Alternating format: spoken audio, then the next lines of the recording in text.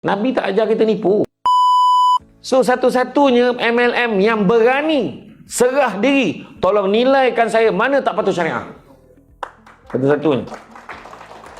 Itu yang kita kena faham. So maknanya sebenarnya Samsul Debat ni dia memang macam tu. Samsul Debat macam tu sebab apa? Bila debat tadi kan, dia tak tahu dah mana point kita nak bidas, nak ribat balik. We must ribat matters pertaining to the issue. So isu dia apa? Isu dia MLM sebab apa? Oh nampak banyak menipu semua. Kalau menipu tu Nabi tak ajar kita nipu. Nabi tak ajar kita menipu dalam timbangan. Nabi tak ajar kita buat misrepresentation pada orang. Oh ni macam ni tapi sebenarnya macam tu. Tak, Nabi tak ajar. Kita ikhlas. Inilah produknya, inilah benarnya. Kita tak jual banyak-banyak benda pun. Inilah dia fokus kita, ni benarnya. You all kalau minum, okey. InsyaAllah kebanyakan. Boleh kata 95% kita punya testimoni memang okey. So rasa. So minum. So tapi bukan apa ke nanti MLM ni kan, MLM ni kan dia kata. MLM ni. Ni tu yang mana cakap dia. Tak sama dengan apa yang kita buat.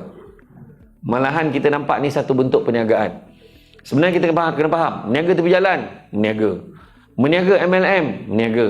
Meniaga dekat pasar raya, meniaga. Meniaga sektor korporat, meniaga. Tetapi method, kaedah yang kita pilih MLM. Kita pilih online, kita pilih hard sale, kita pilih nak buka meja, tak buka table untuk meniaga. Itu kaedah masing-masing. Tetapi yang paling penting mustahak sekali, you all tengok. You all tengok produk yang kita buat, cara yang kita buat patuh syariah ataupun tidak. Itu poin yang paling penting sekali. Dan bila kita patuh syariah, sebab Nabi dah pesan apa? Kami semua pegang satu je. Nabi kata apa? Cari rezeki yang halal. Yang halal itu cukup buat kamu. Nabi kata. Dan insyaAllah dengan apa yang kita buat ni bukan hanya cukup, malahan kita juga boleh berkongsi dengan orang lain.